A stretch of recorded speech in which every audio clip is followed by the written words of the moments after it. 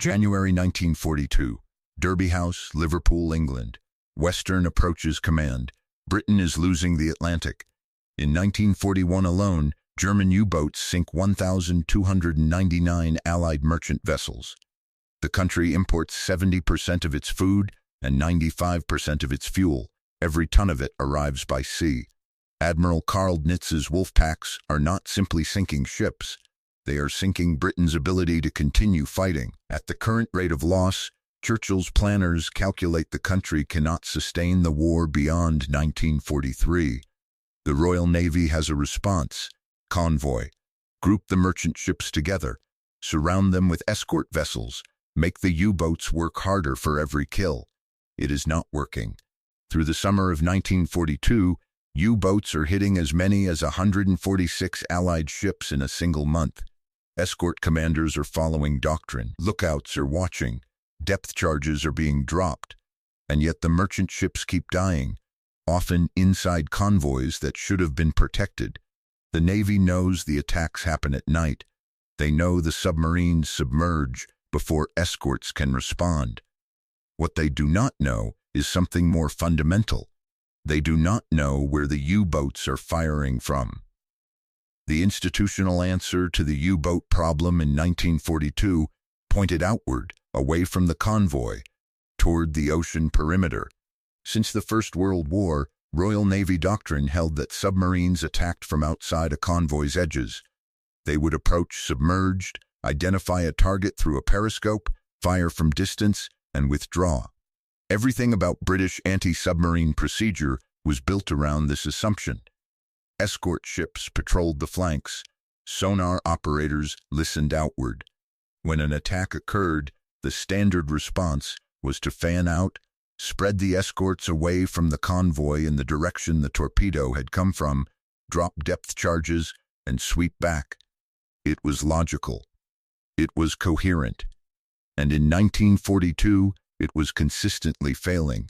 The loss figures were not marginal.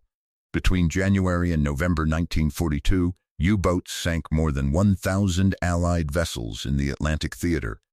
Convoy SC-107, sailing in November 1942, lost 15 of its 42 ships over 5 days, a 36% loss rate in a single sailing. Convoy on 127 in September 1942 lost 7 ships in 3 nights.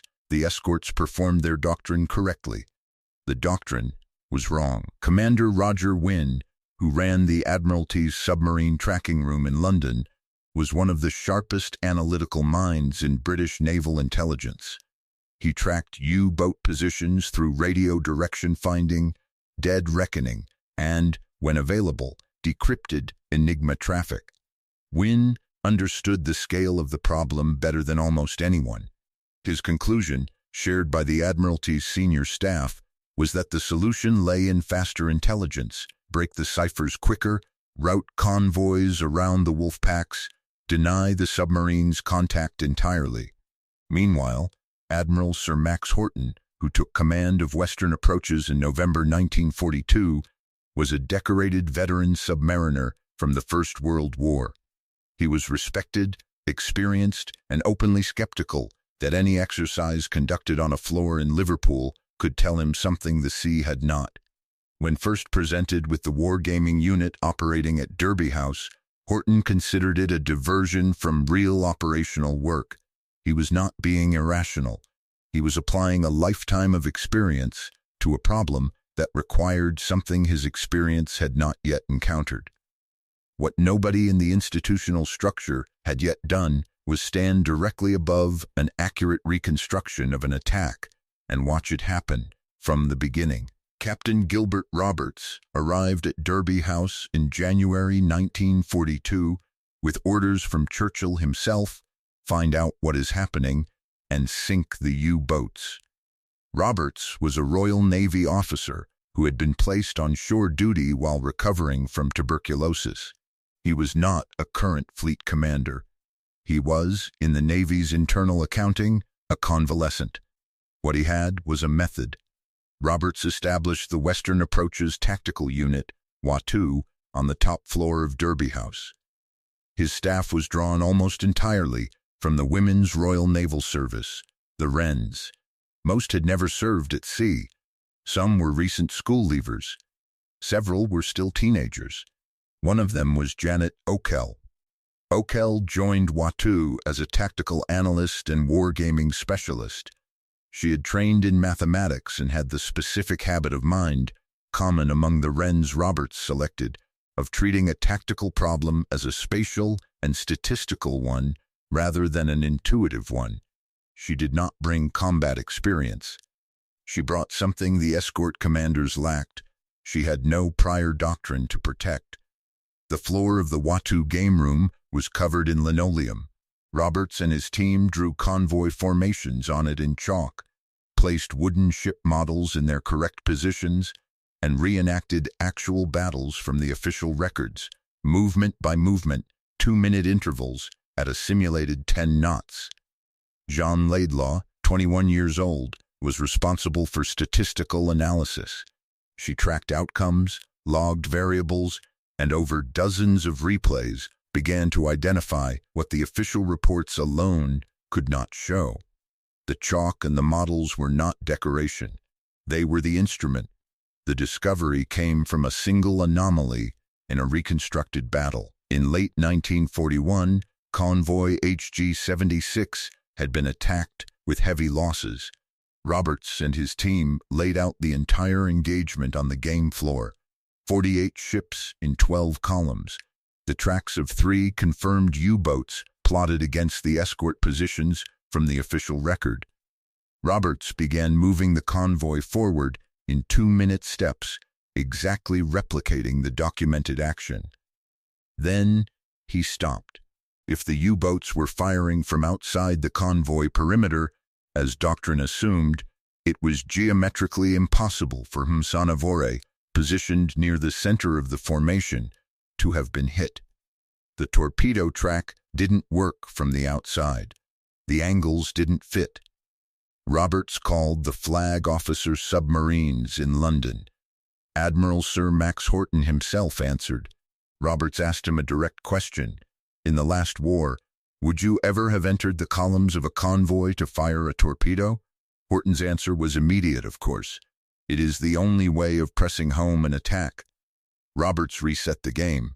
He placed a U-boat model inside the convoy columns, approaching from astern, on the surface, where diesel engines gave it a speed advantage over the merchant ships, and where lookouts almost never watched. The geometry resolved instantly. The attacks made sense. The U-boats had been hiding in plain sight. Inside the convoys they were destroying. Laidlaw named the countermeasure they developed Raspberry. When any ship in the convoy was hit, any officer of any rank could immediately initiate the procedure without waiting for command authorization. Escorts fired star shells to illuminate the area. One escort swept directly astern. Others converged on the convoy perimeter, then turned outward in coordinated sweeping arcs, combing the entire surrounding water surface and blocking escape routes simultaneously. A surfaced U-boat caught by Raspberry either had to remain on the surface and be attacked, or dive and lose its speed advantage against depth charges. The Navy's senior staff received the findings with institutional caution. Horton, who had been contemptuous of the wargaming unit since its establishment, was invited to play the game himself. He played 5 rounds as the U-boat commander, opposing an escort commander he could not see, separated by a canvas screen with small holes cut in it, replicating the limited visibility of night operations at sea. If this kind of recovered history is what you're looking for, subscribe now. The next script covers a story just as buried. Horton lost all 5 of his submarines. When the canvas screen came down, his opponent was Janet Okell. She was 20 years old and had never been on a boat. Horton, by all accounts, was furious. Then he ordered WATU's recommendations implemented across the fleet. May 1943. North Atlantic. Multiple convoy operations. WATU begins training escort commanders in early 1943. The sessions run continuously at Derby House, convoy after convoy of escort officers cycling through the game room, playing both sides of the board, learning to recognize the attack pattern from inside the formation, drilling raspberry until the response is automatic. The results are not gradual, they are immediate. Through the summer of 1942, before WATU's tactics reach the fleet, U-boats are hitting an average of 96 Allied vessels per month.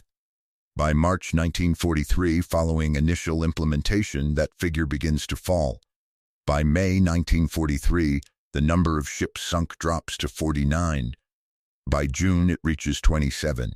The shift on the other side of the ledger is more severe. In May 1943 alone, the Kriegsmarine loses 41 U-boats. It is the worst single month of losses the German submarine service has suffered in the entire war.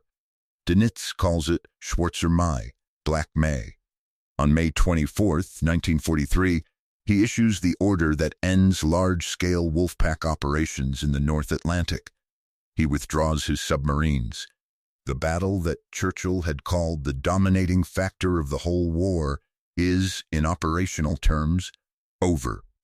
This is where the story turns completely, and if you're not subscribed yet, this is the moment to do it.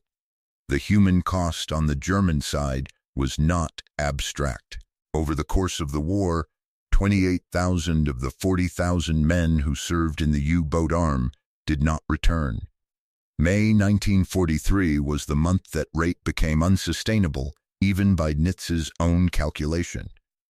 He wrote in his war diary that the losses were too high to continue, a phrase that, in the context of a man who had spent 3 years accepting catastrophic attrition, carried specific weight.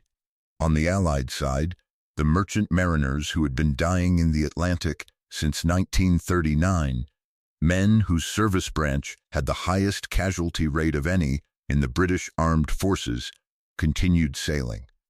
They had no way of knowing yet that the worst was over. WATU trained 5,000 officers before the war ended. The course Roberts and the Wrens developed was eventually adopted by the United States Navy as well, running equivalent sessions for American escort commanders. Janet Okell continued at WATU through the end of the war. Jean Laidlaw remained in her statistical analysis role. Roberts was awarded the OB. The Wrens, who built and ran the tactical system, Okell, Laidlaw, and 63 others, received no equivalent public recognition. Much of their specific work remained classified until the 1990s and was not fully documented in accessible historical records until the 21st century. The WATU game floor, the chalk markings, the wooden ship models, none of it survived the war. Here is the fact that reframes everything you just watched. The U-boat tactic that was killing Britain, submarines entering convoy columns on the surface at night, firing at close range from inside the formation, had been standard German practice since at least December 1941. Allied escort commanders had been fighting it unknowingly for over a year before WATU identified it. The Royal Navy did not lack the firepower to stop it, or the courage, or the ships. It lacked someone willing to stand above the problem and draw it out in chalk.